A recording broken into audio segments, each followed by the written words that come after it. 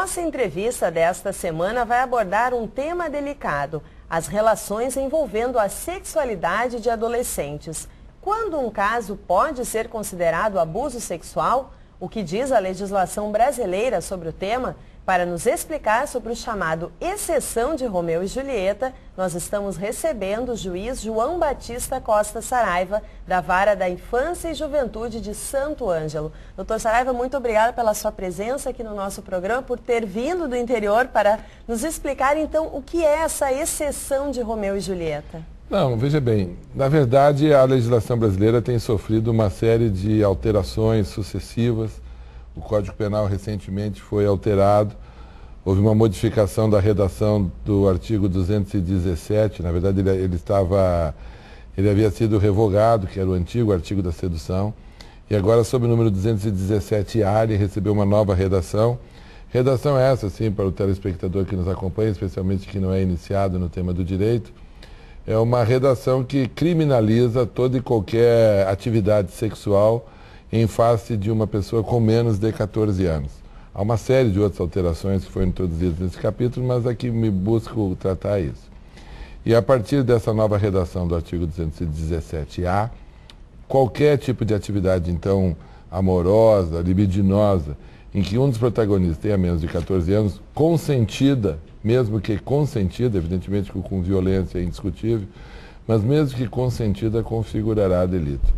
Essa exceção de Romeu e Julieta que a gente tem trazido para essa discussão, ela se origina no seguinte: vários países do mundo contemplam hipóteses semelhantes para o telespectador entender do que se trata.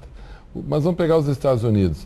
Nos Estados Unidos, que tem uma legislação assim bastante rígida em termos de tema relativo à sexualidade, para os americanos, por exemplo, em muitos estados, e aqui é preciso fazer um parênteses, Rafaela, nos Estados Unidos a legislação penal varia de estado para estado.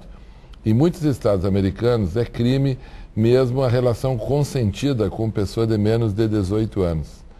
Então eles têm uma legislação bastante, digamos assim, puritana, com essa carga puritana que configura a lógica moral e cultural norte-americana. Ainda assim, naquele país, eles desenvolveram uma legislação que eles chamam de Romeo and Juliet Law, que é uma hipótese de descriminalização dessa conduta quando a diferença etária entre os protagonistas for, varia de estado para estado isso, mas entre 3 ou no máximo 5 anos de diferença. Entendem eles, nesse caso, que estando os protagonistas mais ou menos na mesma faixa de desenvolvimento físico, psíquico e emocional, não haveria possibilidade de se reconhecer nisso um delito de abuso sexual, que é isso que a lei brasileira busca proteger. Acontece, e aí sim que essa é a reflexão que se faz com o telespectador e com os iniciados do direito, especialmente do direito penal, que o legislador brasileiro, ao criminalizar toda a conduta com pessoas de menos de 14 anos, não previu nesse artigo 217 uma exceção como essa de Romeu e Julieta. Por que a exceção de Romeu e Julieta, para ver essa curiosidade, né, Rafael? Na verdade, essa é uma inspiração naqueles célebres amantes consagrados do William Shakespeare, onde até para o telespectador saber, segundo Shakespeare, Romeu tinha 16 anos e Julieta, no texto de Shakespeare, ainda não tinha 14. Presume-se que tivesse 13, né? Mas o Shakespeare não esclarece a idade de Julieta.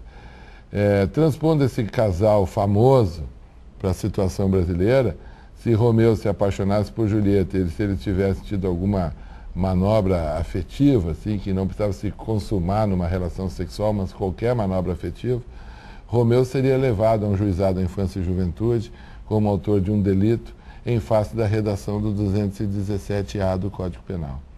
Então, o que a gente tem discutido e lançado a reflexão do mundo jurídico é a necessidade de, talvez a jurisprudência, haja vista que o legislador não contemplou essa hipótese, trabalhar com a construção de uma excludente da responsabilidade, né, no sentido de se reconhecer essa exceção de Romeu e Julieta, utilizando-se analogicamente do direito comparado, para não responsabilizar pessoas que, estando na mesma faixa de desenvolvimento emocional, psíquico e mesmo físico, eventualmente venham a se apaixonar uma pela outra.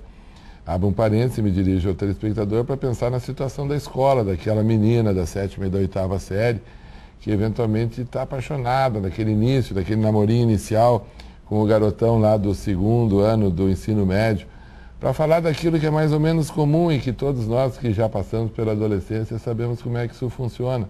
E que nós não podemos, na vida adulta, esquecer da adolescência e esquecer dos momentos que lá passaram.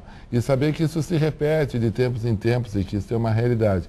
Então a preocupação que se traz aqui, falo como juiz da infância e juventude, que eventualmente uma redação como essa que está posta no Código Penal pode trazer para a Vara da Infância e Juventude um conjunto grande de meninos e meninas.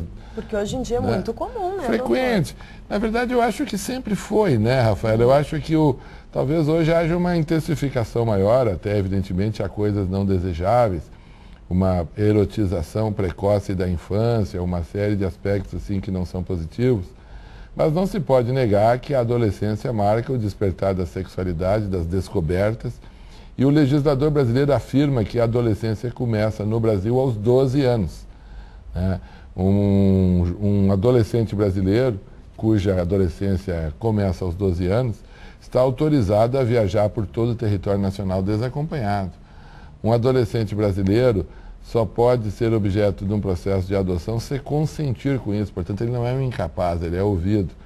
Um adolescente brasileiro, autor de um delito grave, pode ser preso no sentido de privado da liberdade e recolhido à fase. Isso é uma prisão do ponto de vista objetivo. Então nós não podemos desconsiderar esses aspectos. São reflexões a serem feitas. E doutor, esses casos são comuns na justiça? Chegam processos à Vara da Infância? Não são comuns, mas não são raros, né? Estou falando em relação à responsabilização de adolescentes em envolvimentos sexuais, vamos dizer, com outros adolescentes ou mesmo com crianças. Eles não têm a frequência que possa nos assustar, mas eles não são tão raros ao ponto de serem ignorados, assim, de serem considerados um percentual desprezível. Não, esses casos existem, mas muitas vezes produto, às vezes, hora de uma situação realmente de prevalecimento de relações domésticas, etc., outras vezes fruto do romance, da descoberta da sexualidade e de uma má condução disso, seja pelos pais, eventualmente pelos professores na escola. Às vezes a coisa sai do controle e toma uma dimensão inadequada e aquilo que foi um processo amoroso, um processo de descoberta, acaba se transformando num estupro do ponto de vista da linguagem, com grandes danos para a vítima, a menina, que fica traumatizada, e às vezes danos ainda maiores para o suposto autor desse fato, né? Que também pode produzir um trauma. Então são coisas sérias que a gente tem que aprender a lidar com elas.